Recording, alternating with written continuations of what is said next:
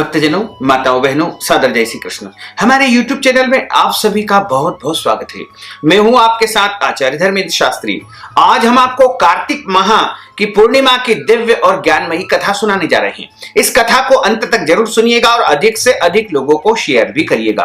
कार्तिक की पूर्णिमा सबसे बड़ी पूर्णिमा मानी जाती है और कार्तिक का महीना वैसे ही सबसे बड़ा महीना माना गया है। और इस माह के शुक्ल पक्ष में जो पूर्णिमा आती है वह अनंत गुना पुण्य फलदायी है।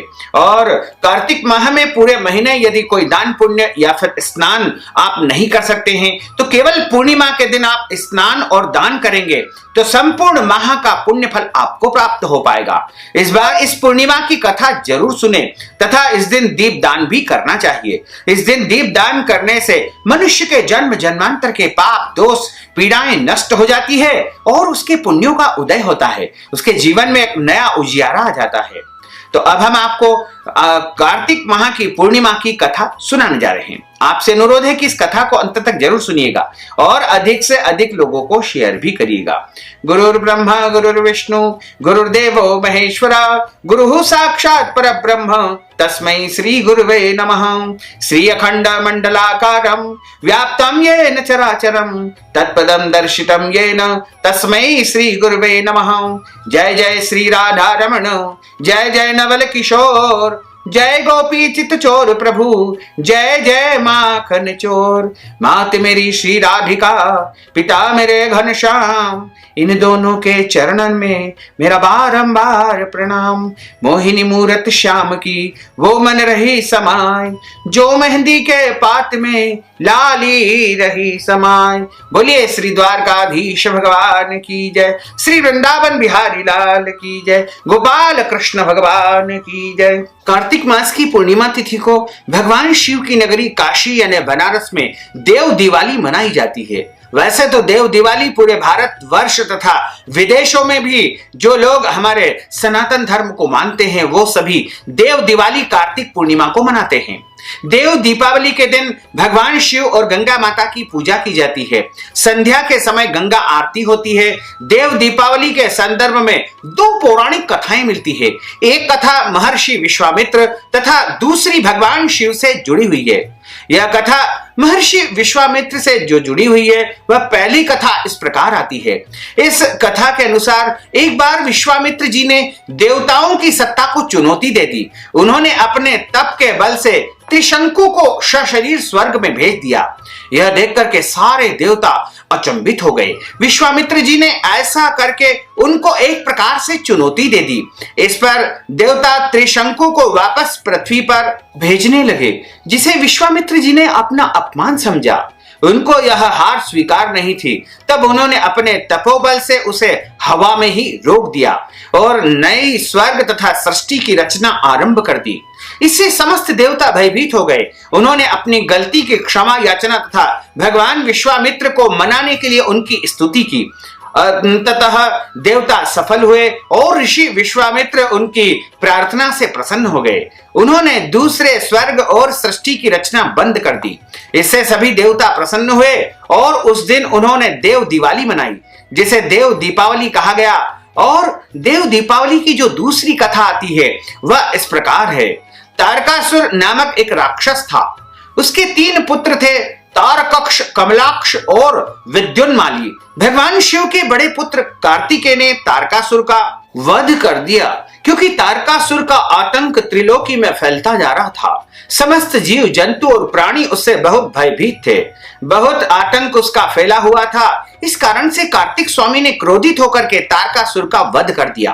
अपने पिता की हत्या की खबर सुनकर के तारकासुर के 3 पुत्र बहुत दुखी हुए। तीनों ने मिलकर के ब्रह्मा जी से वरदान मांगने के लिए घोर तपस्या की। ब्रह्मा जी तीनों की तपस्या से प्रसन्न हुए और बोले कि मांगो, क्या मांगते हो, क्या वरदान चाहते हो। तीनों ने ब्रह्मा जी से हाथ जोड़ करके अमर होने का वरदान मांगा, लेकिन ब्रह्मा जी ने उन्हें इसके अलावा कोई दूसरा वरदान मांगने को कहा। तीनों ने मिलकर के फिर सोचा और इस बार ब्रह्मा जी से 3 अलग नगरों का निर्माण करने के लिए कहा, जिसमें सभी बैठ करके सारी पृथ्वी और आकाश में घूमा जा सके। 1000 साल बाद जब हम मिले और हम तीनों के नगर मिल करके एक हो जाए और जो देवता तीनों नगरों को एक ही बाण से नष्ट करने की क्षमता रखता हो, वही हमारी मृत्यु का कारण बने। ब्रह्मा जी ने उन्हें यह वरदान दे दिया। तीनों यह वरदान पाकर के बहुत खुश हुए। ब्रह्मा जी के कहने पर मय दानव ने उनके लिए 3 नगरों का निर्माण किया। तारकक्ष के लिए सोने का, कमला के लिए चांदी का और विद्युन्मानी के लिए लोहे का नगर बनाया। तीनों ने मिलकर के तीनों लोकों पर अपना अधिकार जमा लिया। इंद्र देवता इन तीनों राक्षसों से भयभीत हुए और भगवान शंकर की शरण में गए। इंद्र की बात को सुनकर के भगवान शिव ने इन दानवों का नाश करने के लिए एक दिव्य रथ का निर्माण किया। इस दिव्य रथ की हर एक चीज देवताओं से बनी। चंद्रमा और सूर्य से पहिए बने। इंद्र, वरुण, यम और कुबेर रथ के 4 घोड़े बन गए। हिमालय धनुष बने और शेषनाग प्रत्यंचा बने। भगवान शिव खुद बाण बन गए, यानी बाण के रूप में भगवान शिव खुद बन गए और बाण की नोक जो बने वो अग्निदेव बन गए। इस दिव्य रथ पर सवार हुए खुद भगवान शिव। भगवानों से बने इस रथ और तीनों भाइयों के बीच भयंकर युद्ध हुआ। जैसे ही तीनों रथ एक सीध में आए, भगवान शिव ने बाण छोड़ करके तीनों का नाश कर दिया। इसी वध के बाद भगवान शिव को त्रिपुरारी कहा जाने लगा। यह वध कार्तिक माह की पूर्णिमा को हुआ, इसलिए इस दिन को त्रिपुरारी पूर्णिमा के नाम से जाना जाने लगा। और इस दिन सारे देवता मिलकर के दीपावली का बड़ा उत्सव मनाते हैं। स्वर्ग में दीपोत्सव किया जाता है। क्योंकि इन 3 दैत्यों का वध इसी दिन हुआ था, इसीलिए इस दिन को बड़े उत्सव के रूप में सारे देवता इंद्र में मनाते हैं और इंद्रादि समस्त देवता इस दिन देवलोक में दीप प्रज्वलित करते हैं। इसीलिए इसे देव दिवाली के रूप में मनाया जाता है। इस दिन देव दीपक जलाते हैं और इस दीपोत्सव को देव दिवाली कहा जाता है। इस प्रकार देव दिवाली की कथा को जो कोई भी सुनता है उसे त्रिलोक से धन, संपत्ति, वैभव, सुख सब कुछ प्राप्त होता है और भगवान की अपार कृपा उसके जीवन पर बनी रहती है।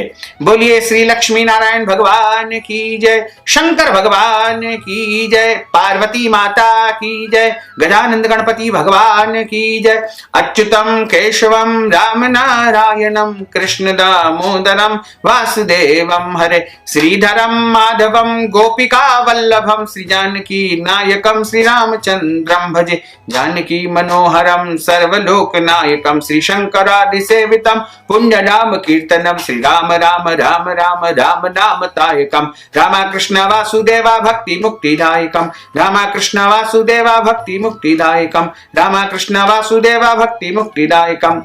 बोलिए श्री वृंदावन बिहारी लाल की जय। भक्तजनों, माताओं, बहनों, आपने कार्तिक पूर्णिमा की दिव्य कथा का श्रवण किया है।